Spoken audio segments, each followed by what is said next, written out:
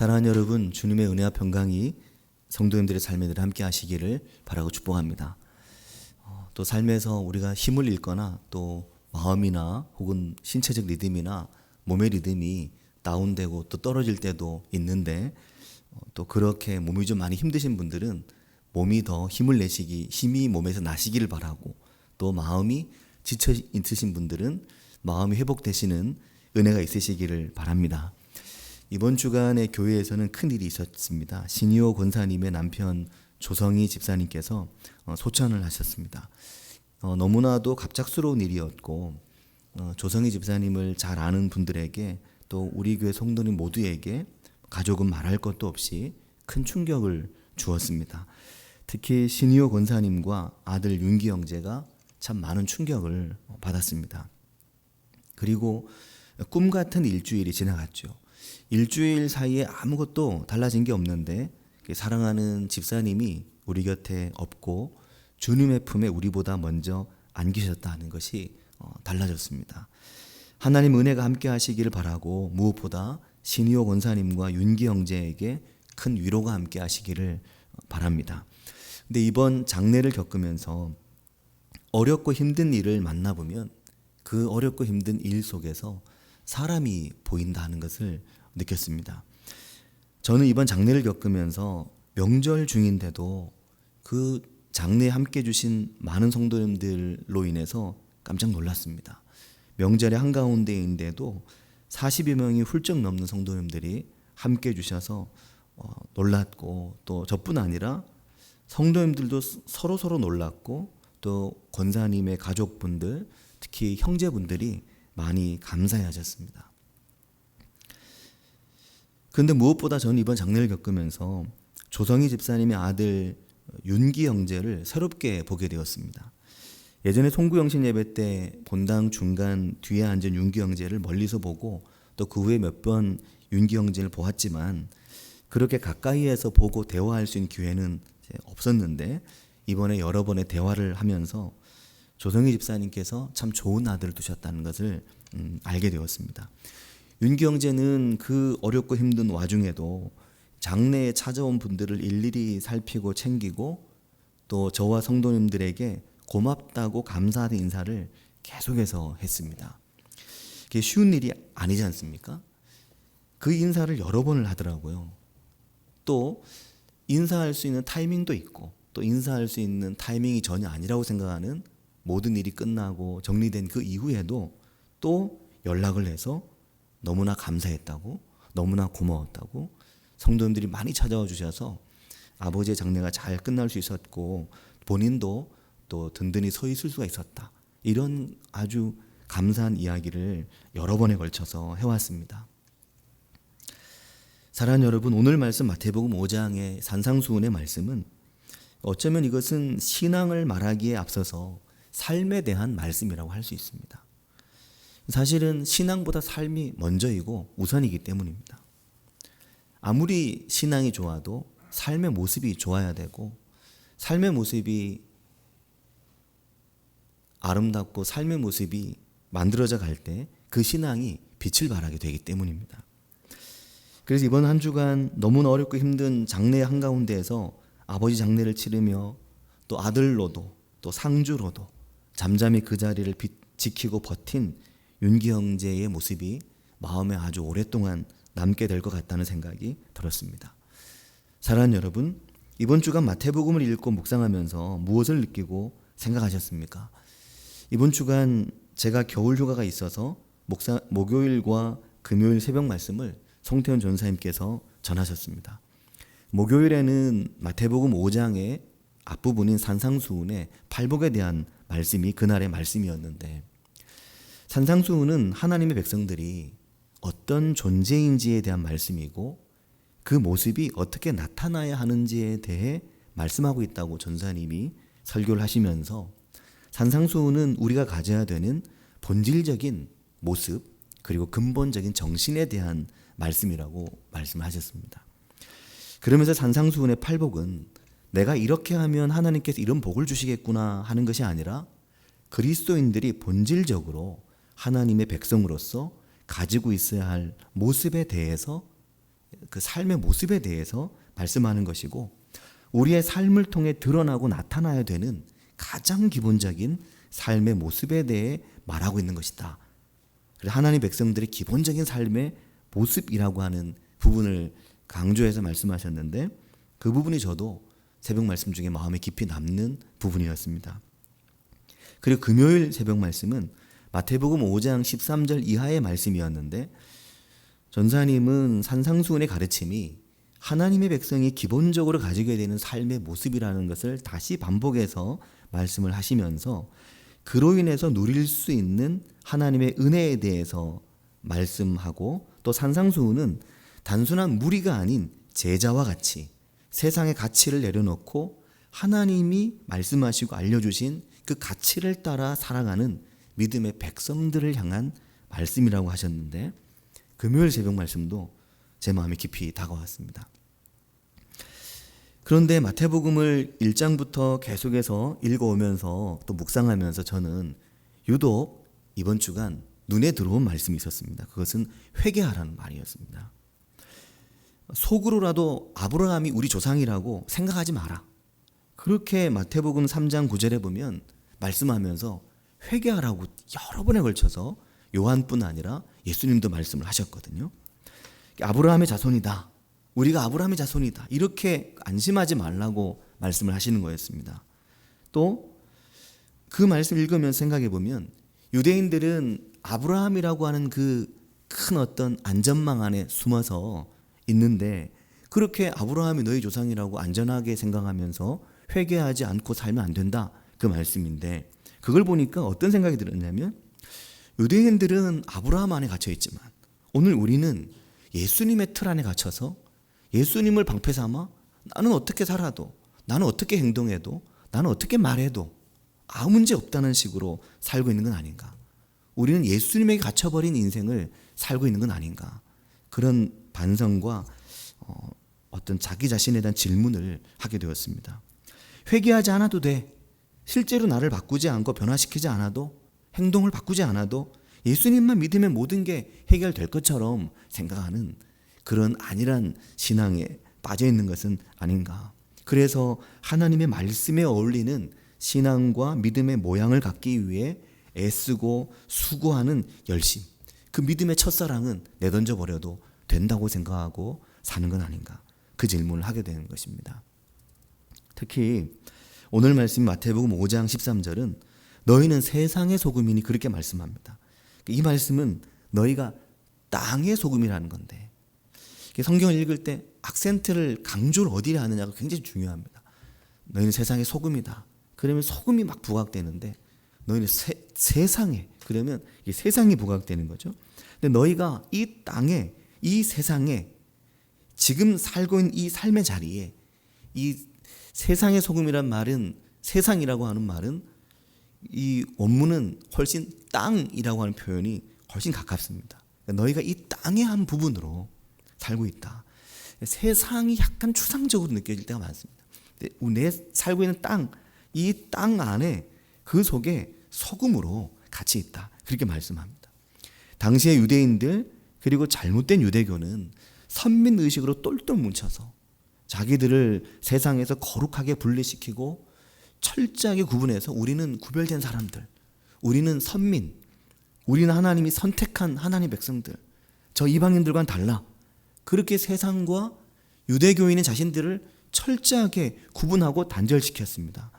그들만 거룩하고 깨끗하다고 생각했습니다.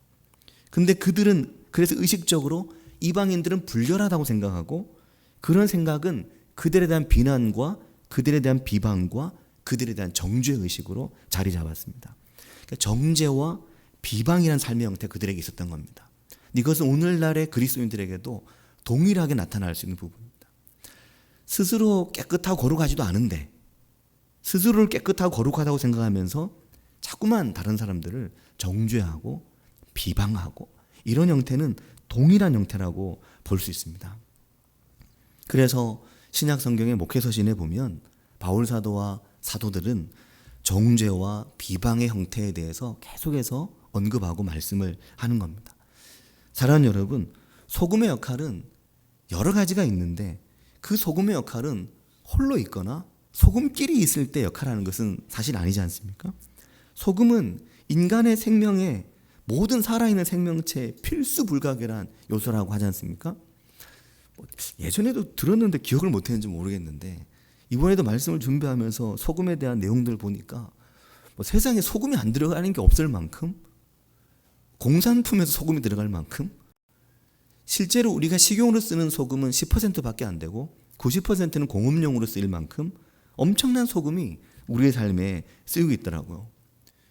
소금이 방부제로 부패를 방지하고 생선이나 고기 이런 것들을 보존하기 위해 소금이 쓰여지고, 또 소금이 맛을 내는데 너무나 중요한 것이잖아요. 자신을 녹여서 맛을 내는 소금, 치료제로도 유대 문헌을 보면 치통에도 소금이 좋았다고 합니다. 그래서 치통도 소금으로 이렇게 치료했다고 하는데, 신생아가 태어나면 소금을 문질러서 몸을 깨끗하게 하는 것을 했다고 합니다. 소금은 세상의 모든 환부와 이 땅의 모든 아픈 상처를 치료하는 게 소금인 거죠. 그러니까 소금은 땅의 소금인 것이고, 이 세상에는 소금인 그리스도인이 절대적으로 그 세상 속에 함께 있는 것이 중요한 것입니다. 그게 세상 속에 소금인 그리스도인 하나님의 백성들의 삶의 의미가 되는 것입니다. 그런데 사랑하는 성도 여러분, 만일 그렇다면 오늘 이 세상이 그리스도인을, 성도를, 교회를 필요로 해야 되잖아요. 세상에는, 환부에는 치료가 필요하고 부패한 곳을 방지하기 위해서는 소금이 필요한데, 오늘 세상은 교회를 필요로 하는가 하는 질문을 해야 됩니다. 오늘 내 삶의 자리는, 오늘 내 직장은, 오늘 내 일터는, 오늘 내 가정은, 오늘 내 삶의 관계 속에서는 사람들은 나를 필요로 하는가? 오늘 이 지역에서 송전 양문교회는 이 지역이 필요로 하는 교회인가? 이 질문을 우리가 아파도 해야 되는 것입니다. 나는 함께 이들에게 필요한 사람인가? 나는 이 사람에게 필요를 주는 사람인가? 그 질문을 해야 되는 거죠. 나는 세상의 소금인가? 나는 이 세상의 소금인가? 나는 소금으로, 우리 교회는 소금으로 존재하고 있는가? 이 질문을 해야 합니다. 우리는 도리어 세상과 어울리기보다 세상과 단절하고, 그게 아니면 세상에 아무런 영향력도 끼치지 못하는, 소금의 기능은 완전히 잃어버린, 그래서 13절 말씀과 같이 너희는 세상의 소금이니 소금이 만일 그 맛을 잃으면 무엇으로 짜게 하리요? 소금이 맛을 잃으면, 소금이 맛이 없으면 무엇으로 짜게 할까? 짜게 할 것이 없다는 건데, 소금이 맛을 잃으면 짜게 할 게 없다는 건데, 근데 소금이 맛을 잃으면 어떻게 하나? 그것에 대해서 예수님은 말씀하시면서 소금이 맛을 잃으면 쓸데없지, 후에는 아무 쓸데가 없어, 쓸데가 없다는, 이렇게 말씀하시는 건데, 이게 정말 슬픈 말인 겁니다. 너 쓸데없어. 너 사용될 데가 없어. 너 용처가 없어. 너 사용처가 없어. 너 아무 쓸데없는 그리스도인이야. 너 아무 쓸데없는 교회야 너희들. 이렇게 말씀하신다면 이게 정말 심각한 거죠. 그렇게 되면 어떻게 합니까? 밖에 버려서 사람들 밝게 쓴다는 겁니다.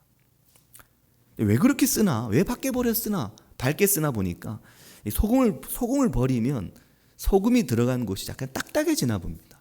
그래서 그 팔레스틴의 가옥 구조가 지붕이 평평한데, 그 평평한 지붕에도 소금을, 이 오래된 소금을 던져 놓으면, 소금을 그렇게 밟으면 소금이 약간 딱딱해지면서 그게 그렇게 쓰여지나 보더라고요.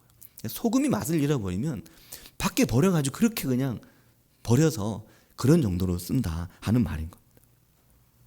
또한 14절은 말씀합니다. 너희는 세상의 빛이다. 산 위에 있는 동네가 숨겨지지 못하는 것처럼 너희가 그렇다. 너희는 숨겨둘 수 없는 존재라고 말씀하는 겁니다. 너희는 덮어둘 수 없는 존재라고 말하는 거죠. 너희는 드러내기 위해 존재하는 존재라고 말씀하는 겁니다. 매우 부담이 되지만 그런 것입니다. 너희는 세상의 빛이다. 근데 사랑하는 여러분, 성도가 어떻게 세상의 빛이 됩니까? 우리가 무엇으로 세상에 빛을 비출 수 있습니까? 내 속에 선한 게 없고 우리가 우리 스스로 그 선한 빛을 드러낼 만한 영향이 없는데 말입니다. 그것을 14절 이하의 말씀은 산 위에 있는 동네가 숨겨지지 못한다고 말씀하는데, 그렇게 세상 위에 등경 위에 올려질 빛을, 그 빛나는 빛을 우리가 어떻게 드러내고 만들어내고 생산해냅니까? 그 빛을. 세상의 빛은 드러나는 삶입니다. 하나님 우리를 빛으로 부르셔서 너의 빛을 비추라고, 네가 빛이 나야 된다고, 그렇게 우리를 부르시는 겁니다. 그러니까 잘 보여지는 삶으로 부르셔서 우리를 빛이라고 잘 보이는 곳에, 주변을 잘 비출 수 있는 곳에 탁 올려놓으신다는 거죠. 그 회사에서나 가정에서나 교회에서나 구분이 없는 겁니다. 우리의 삶이 빛으로 드러나게 하신다고 하니까 참 부담스럽지만 그게 소금과 빛을 통해 우리에게 말씀하시는 말씀입니다. 산 위에 있는 동네, 등경 위에 올려둔 등불, 15절에 말씀하는데 사람이 등불을 켜서 말 아래에 두지 아니하고 이렇게 덮어두지 않고 말로 등경 위에 올려둔다. 왜 등경 위에 올려두냐면 그 뒤에 보면 15절 뒤에 보면 이러므로 집안 모든 사람에게 비춘다는 겁니다. 그 함께 있는, 그 땅에 함께 있는 모든 사람에게 비추기 위해, 빛으로. 모든 집안 사람, 모든 내 삶의 자리를 비추시려고, 그래서 하나님께서 우리를 빛의 자녀로 삼으신다는 겁니다. 그게 목적인 것입니다. 너를 빛으로 삼겠다. 근데 그 빛의 삶, 그 빛의 자녀로서의 삶이 무엇입니까? 16절 말씀을 보면 이렇게 말합니다. 이같이 너희 빛이 사람 앞에 비치게 하여 라고 말씀하시면서 그들로 너희 착한 행실을 보고 라고 말합니다. 착한 행실이라고 말합니다. 그래서 너희의 그 착한 행실로 사람들이 하늘에 계신 너희 아버지께 영광을 돌리게 하라는 겁니다. 그래서 너희를 빛으로 부르셨다. 그렇게 말씀하시는 겁니다. 이것을 주님께서 요구하시는 거죠. 그 빛의 삶을. 그것이 산상수훈에 계속해서 나오는 것입니다. 전사님이 설교할 때 설교하셨던 대로 삶의 모습에 대해서 말하고 있는 겁니다. 착한 행실, 그렇게 말합니다. 그리스도인 하나님의 백성, 성도, 제자된 성도의 삶인 거죠. 드러날 수밖에 없는 것이고, 드러나도 그냥 드러나면 안 되고 잘 드러나야 되는 것입니다. 숨겨지지 못할 것이다. 숨기려고 숨길 수 없다는 것입니다. 드러날 걸 생각하고 살아야 하는 것, 그게 그리스도인의 삶이라는 겁니다. 그리스도인이 숨어 살려고 하면 안 되고 드러날 수 있어야 된다는 거죠. 근데 그렇게 드러나는 삶, 착한 행실의 삶, 그게 무엇입니까? 그게 바로 성도의 생활이요, 성도의 삶이요, 일상인 것이죠. 왜냐하면 뭐가 드러나냐면 일상이 드러나고 삶이 드러나고 생활이 드러나고 말이 드러나고 행동이 드러나고 얼굴 표정이 드러나고 눈빛이 드러나는 겁니다. 얼마 전에 제가 아파트 그 엘리베이터에서 매번 청소하신 아주머니를 이제 늘 보지만 아주머니께서 한 번도 저에게 말을 안 거셨는데 어느 날 갑자기 저한테 말을 거시더라고요. 엘리베이터 앞에서 엘리베이터 탁 타시더니 그 할머니께서 유심히 저를 계속 보셨나 봐요. 일을 하시면서. 이 사람이 몇 층에 타서 또 내릴 때 몇 층에 내리는지 이거 잘 살펴보셨나요? 근데 13층에 타고 자꾸 내리네. 그래서 13층에 이제 뭐가 있나 보셨겠죠. 보니까 교회가 송전 양문교회 교표관에 붙어 있고 그리고 여러 가지 종합한 정보에 의해서 아, 이 사람이 송전 양문교회 목사구나 하고 이제 아신 겁니다. 그래서 그 그 할머니께서 어느 날 엘리베이터를 딱 탔는데 엘리베이터에서 혹시 송전 양문교회 목사님이세요? 하고 물어보시더라고요. 그래서 내가 맞다고 어떻게 아셨냐고 그랬더니 뭐 들은 얘기가 있고 또 여기 사신다고 하고 몇 층에 있다 그래가지고 제가 딱 종합해 보니까 목사님 맞는 것 같다는 겁니다. 근데 그 할머니께서 얘기하실 때 여러 정보로는 목사님 같았는데 목사님 얼굴 표정은 전혀 목사님 같지 않아서 저는 목사님이 아닌 줄 알았다. 이렇게 얘기했으면 제가 얼마나 상처를 받고 얼마나 마음이 힘들었겠습니까? 근데 그분이 이렇게 목사님 같아 보였다고 얘기를 하시더라고요. 그 할머니께서. 그래서 정말 다행이다 라고 생각했죠. 왜냐 제가 아무리 교회에서 뭘 하든지 사람들 아무도 모릅니다. 교회에서 제가 뭘 하든지 뭐 교회에서 기도를 어떻게 하든지 교회에서 성경을 어떻게 읽든지 아무도 모릅니다. 사람들이 저를 아는 것은 근데 저뿐만 아니라 성도님들도 마찬가지입니다. 심지어 우리끼리도 마찬가지입니다. 우리끼리도 설교를 어떻게 하든지 뭐 성경을 어떻게 읽고 기도를 어떻게 하는지 교회에서 무슨 봉사를 떠나서 우리끼리도 우리가 서로를 이해할 때는 뭘로 이해하냐면 생활로 이해합니다. 말로 이해하고 행동으로 이해하고 태도로 이해합니다. 이분이 어떤 분이구나. 앞에 보여지는 건 전혀 의미가 없습니다. 정말 드러나는 빛은 실제적인 생활과 행동과 태도로 드러나고 나타나게 되죠. 우리가 그게 드러나고 나타나야 되는데, 문제는 우리가 그렇게 하나님의 말씀을 가까이 하는 것 같은데도, 그렇게 신앙생활 열심히 하는 것 같은데도 잘 바뀌고 변하지 않는다는 겁니다. 이게 문제인 거죠. 그렇다면 이게 문제가 심각한 겁니다. 이게 안 바뀌고 안 드러나면 등경에 올려놓을 수가 없는 겁니다. 아무리 다른 걸 열심히 해도. 우리가 하나님의 말씀을 어떻게 대하느냐. 그렇게 하나님 말씀도 열심히 읽고 공부하고 대하고 했는데, 그렇게 교회도 열심히 다니고 말씀도 매번 듣는데, 똑같은 얘기 또 듣고 또 듣는데 하나도 안 바뀐다. 똑같다. 그러면 우리가 하나님의 말씀을 도대체 어떻게 대하고 어떻게 만나고 있느냐, 또는 하나님의 말씀 만나는 빈도가 얼마나 되느냐, 하나님의 말씀을 어떤 태도로 만나느냐, 이것과 깊은 연관이 있는 거죠. 하나님 말씀이 능력이 있는데 왜 나를 못 봤구나. 하나님께서 능력이 있으니 하나님 왜 나를 못 봤구나. 이 미천한 이 인간 나 하나를 못 바꾸시나? 내가 하나님보다 더 강한가? 이것에 대해서 여호수아서 1장 8절이 중요한 말씀을 합니다. 이 율법책을 내 입에서 떠나지 말게 하며 주야로 그것을 묵상하여 그 안에 기록된 대로 다 지켜 행하라. 그리하면 내 길이 평탄하게 될 것이며 네가 형통하리라. 그렇게 말씀하는데, 이 말씀이 대표적인 중요한 말씀이죠. 여기 보면 이 세 가지가 나옵니다. 하나님의 말씀을 너의 입에서 떠나지 말게 하라는 건데, 근데 우리가 일주일 생활할 때 보면 우리 입에 말씀이 떠나지 않느냐, 이 질문을 해야 되는 거죠. 우리 입에 말씀이 일주일 동안 붙어 있느냐, 새벽이라도 붙어 있느냐, 단 하루에 20분이라도 붙어 있느냐. 제가 볼 때 하루에 20분이라도 말씀이 입에 붙어 있으면 그 인생은 달라질 수 있을 거라고 생각하거든요. 근데 그것조차도 안 되면 이제 이미 하나 둘 세 개인데, 지금 이게 여호수아서 1장 8절이 세 가지를 얘기하는데 첫 번째부터 안 되는 겁니다. 그 다음이 읽고 떠나지 말게 하고, 읽고 그 떠나지 말게 하고, 그 뒤에 뭐냐면 주야로 그것을 묵상하라는 거거든요. 우리가 무언가 중요한 걸 보고 읽고 나면 자연히 묵상이 됩니다. 우리가 어디 마트에 가서 정말 좋은 한 물건을 보고 오면 그게 묵상이 되잖아요, 자꾸만. 특히 여성들의 경우에, 남자들 마찬가지지만 좋은 옷이나 좋은 가방이나 신발 이런 거부터, 여성들만 얘기해서 죄송합니다. 남자도 다 마찬가지인데, 옷이든 물건이든 또 좋은, 하여튼 내가 관심 있는 거 있잖아요. 전자제품이든 음향 믹서든 하여튼 무엇이든 보고 나면 그게 자꾸만 묵상이 되거든요. 생각이 되잖아요. 근데 주야로 생각됩니다. 자려고 누워도 운동 좋아하는 사람 운동이 왔다 갔다 하는 거잖아요. 근데 하나님 말씀이 주야로 묵상이 돼야 된다는 건데, 그게 우리가 안 되면 이게 이미 또 안 되는 거죠. 그래야만 세 번째가 뭐냐면 그 안에 기록된 대로 지켜 행하는 건데, 첫 번째가 두 번째가 되면 그 다음은 자연적으로 되는 건데, 이게 첫 번째 두 번째가 아예 안 되는 겁니다. 그러지 않은가 하는 거죠. 그만큼 우리가 주의 말씀을 가까이 하라고 하는데 가까이 안 하는 게 아닌가.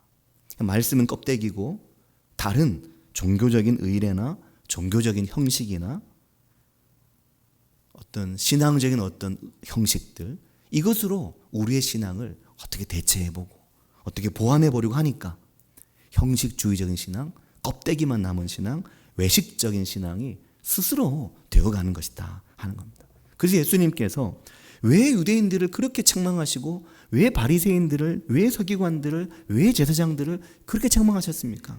그들이 유대주의의, 성전주의의, 바리새주의의 형식과 틀에 딱 갇혀 있었기 때문입니다. 실제 삶은 전혀 그렇지 않은데 겉모습만 그랬던 것이죠. 그렇게 되면 어떤 현상이 생기냐면 믿음 생활에 즐거움이 사라집니다. 신앙생활에 기쁨이 사라지는 거죠. 이걸 지키고 하는 건 힘든 겁니다. 억지로 이걸 해야 되는 거니까. 여호와의 말씀이 재미가 없는 겁니다. 즐겁지 않은 겁니다. 설교만 시작하면 또 주무시는 분들도 있어요.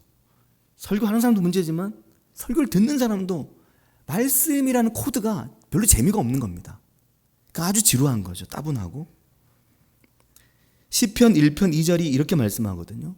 오직 여호와의 말씀을, 오직 여호와의 율법을 즐거워하여라고 말합니다.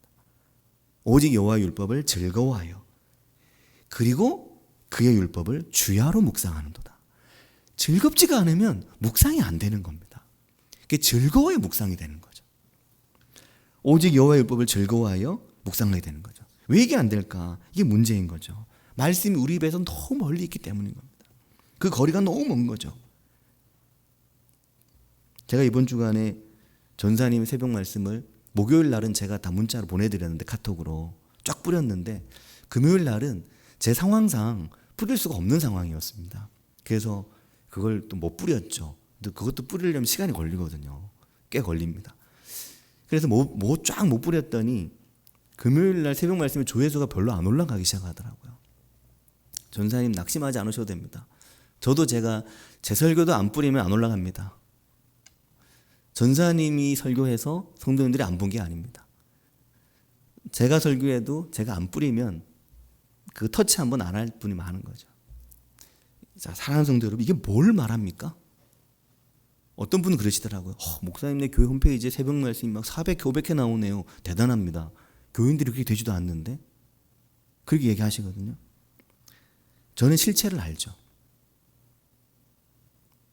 열심히 문 앞에 갖다 주고, 열심히 손 안에 들려주고, 자꾸 들으라고 자극하면 그거 보긴 하는데, 홈페이지 한번 들어와도, 왜냐면 카톡 그거 누르면 바로 홈페이지 들어가거든요. 들어가도 안 읽어보고, 들어가도 그 누르는 삼각형 아이콘, 그거 누르지 않으면 안 들리는데, 누르지 않는다는 것을 압니다. 들으는 가지만 듣지 않고, 들어는 가지만 보지 않는다는 것을. 누차 말씀드리지만 보고 듣는 분은 티가 납니다. 잘 보다가도 안 듣는 분은, 잘 듣다가도 안 보는 분은 티가 납니다. 말씀이 우리 입에서 너무 먼 거죠. 신명기 30장 14절, 우리가 2년 동안 여기 붙여두었던 말씀. 오직 그 말씀이 내게 매우 가까워서 내 입에 있으며 내 마음에 있은즉 네가 이를 행할 수 있다는 거잖아요. 근데 입에도 없고 마음에도 없으니까 행하는 건 형 뭐 안 되는 겁니다. 삶이 거칠고, 삶이 모관하고, 말이 거칠고, 생각이 거친 것은 말씀이 그만큼 가까이 있지 않다는 이야기입니다. 이건 속일 수가 없는 것입니다. 그러니까 신앙생활을 오래 하고, 내가 직분을 가지고 있고, 내가 교회에서 뭔가 이렇게 오랫동안 뭘 하면 기본적으로 말과 태도와 행동이 달라져야 되는 겁니다. 그게 소금이고 빛의 삶인 거죠. 근데 그것은 말씀을 마음에 담고 읽고 묵상할 때 가능한 것입니다. 그게 안 되면 스스로를 속이고 다 속이는 겁니다. 내 말이 거칠고 내 행동이 거칠고 내 태도가 거칠다면 그것은 내 말이, 내 마음이 하나님 말씀에서 멀리 있다는 겁니다. 그래서 그냥 열심히 교회만 다니는 겁니다. 열심히 교회 봉사만 하는 겁니다. 그러지 말라고 예수님께서 말씀하시는 겁니다. 마태복음 23장 23절에 충격적인 말씀이 있죠. 화 있을진저 외식하는 서기관들과 바리새인들이여, 너희가 박하와 회향과 근체의 11조는 드리되 율법에 더 중한 바 정의와 긍휼과 믿음은 버렸도다. 이 말씀 무슨 말씀인지 아시죠? 유태인들이, 종교적 열심히 있는 유태인들이 박하와 회향과 근체라고 하는 그들이 음식 식재료 중에, 식료품 중에 하나하나까지 그것도 11조를 떼서 드렸다는 겁니다. 박하의 11조, 회향의 11조, 근체의 11조, 나물의 11조를 드리는 거죠. 그렇게 11조를 드리는데 율법에 더 중한 정의와 긍휼과 믿음은 내버려 버렸다는 겁니다. 그러나 이것도 행하고 저것도 버리지 말아야 된다고 주님께서 말씀하시는 거죠. 형식적이고 외식적인 신앙을 예수님께서 책망하시는 건데, 그 형식과 외식이 어디서부터 나옵니까? 하나님의 말씀으로부터 멀어지는 것에서부터 그 형식이 나옵니다. 말씀이 가까이 있고 하나님의 말씀이 일상이 되어서, 그래서 우리가 삶에서 소금으로, 빛으로 그렇게 살아가는 은혜가 우리의 삶에 있기를 바라고 축복합니다. 같이 기도하겠습니다.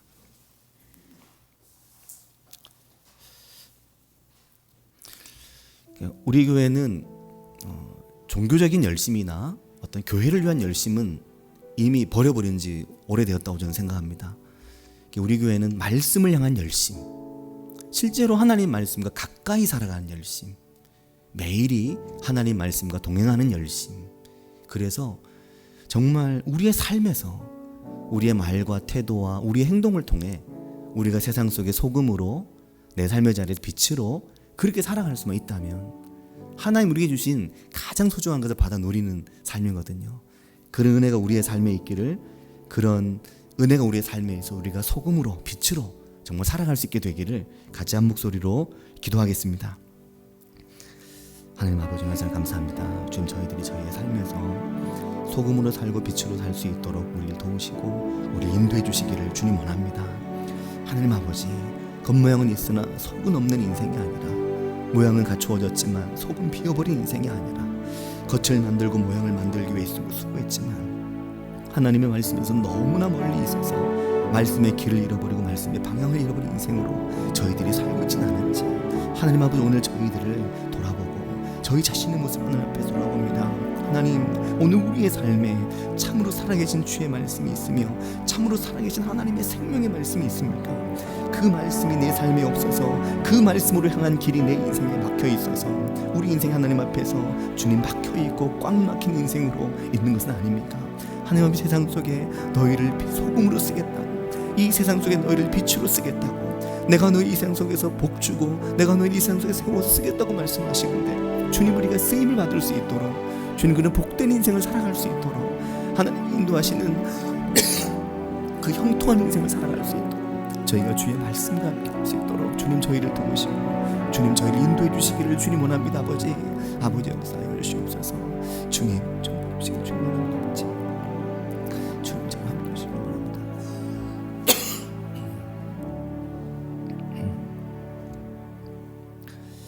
하나님 아버지, 은혜와 사랑을 감사드립니다. 저희가 마태복음을 읽고 묵상하면서 하나님께서 우리에게 원하시는 것이, 예수님께서 우리에게 원하시는 것이 회개이고 우리를 잘 돌아보고 무엇보다 주의 말씀의 그 빛으로 우리 인생의 세상 속에서 내 삶의 자리에서 소금으로 빛으로 살아가기를 하나님께서 정말 원하고 계시는구나. 그렇게 우리가 살아갈 때 우리 인생에 참으로 복을 주시며 우리를 높이 들어서 영광스럽게 하시며 하나님이 받으시는 그 영광으로 우리를 영화롭게 하기를 원하시는구나. 그것을 오늘 말씀을 통해 깨닫게 됩니다.